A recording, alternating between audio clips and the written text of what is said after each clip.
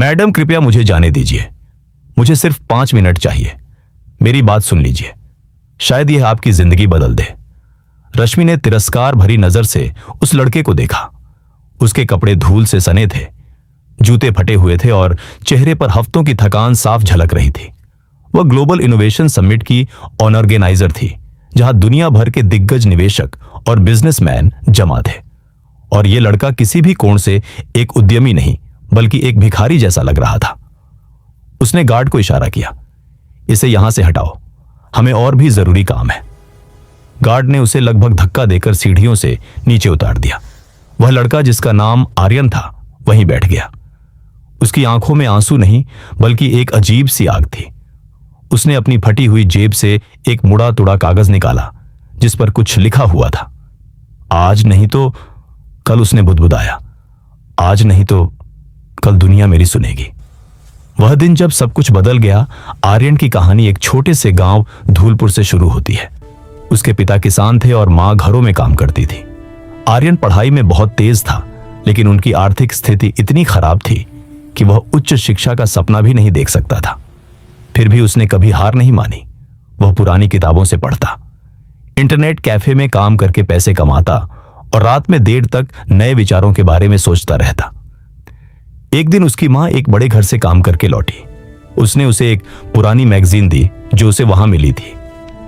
उस मैगजीन के कवर पर एक युवा अरबपति की फोटो थी, जो अपने नए आविष्कार के साथ मुस्कुरा रहा था। मां आर्यन ने कहा, एक दिन मेरी फोटो भी यहां होगी।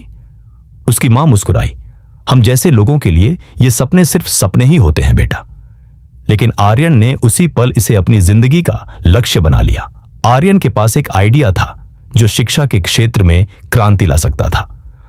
वह एक ऐसा ऐप बनाना चाहता था जो दुनिया के किसी भी कोने से किसी भी भाषा में किसी भी विषय को सबसे सरल तरीके से सिखा सके। वह जानता था कि यह विचार कितना बड़ा है, लेकिन उसके पास इसे लागू करने के लिए पैसे नहीं थे। उसने गांव के लोगों से बात की, लेकिन सबने उसे हंसकर उड़ा दिया। अरे आर्यन, एक बुजुर्ग ने कहा, पढ़ाई तो किताबों से होती है, यह ऐप क्या होता है? आर्यन निराश हुआ, लेकिन रुका नहीं। वह जानता था कि उसे अपने विचार को दुनिया के सामने लाना ही होगा। उसने अपनी थोड़ी बहुत जमा पूंजी इकट्ठी की और मुंबई जाने का फैसला किया। उसने सोचा कि वहां उसे अपने आइडिया के लिए निवेशक मिल जाएंगे। मुंबई उसके लिए किसी दुःस्वप्न से कम नहीं थी।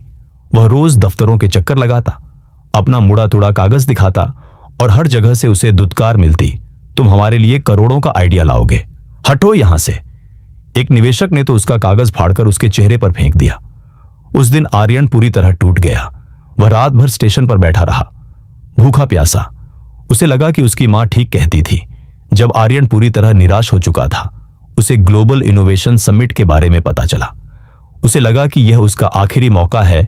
वह समिट के आयोजन स्थल पर पहुंचा, लेकिन उसे अंदर जाने से मना कर दिया गया। रश्मि ने उसे दुत्कार कर भगा दिया।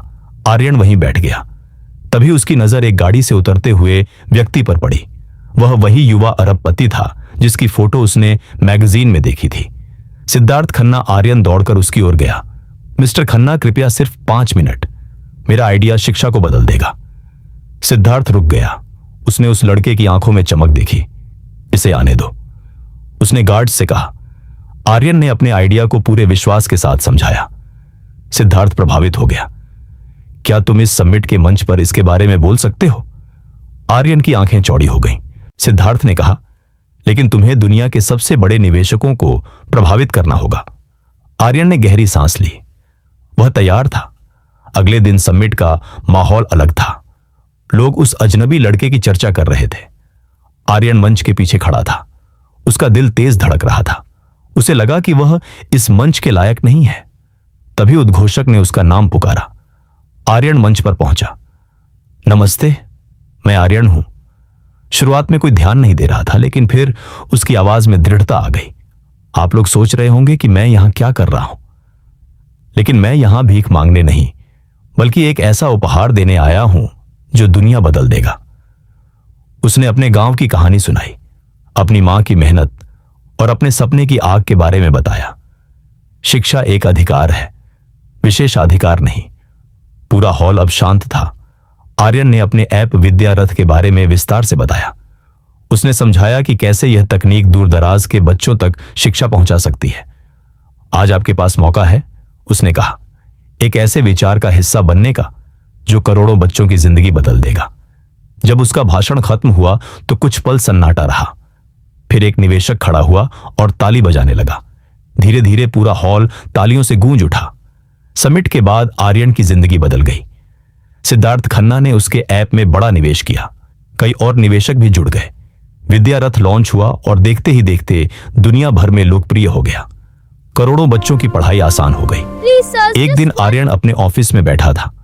उसके सामने एक मैगजीन रखी थी जिसके कवर पर उसकी फोटो थी। मां, उसने मन ही मन कहा, अब मैं सपने नहीं देखता, उन्हें पूरा करता हूं।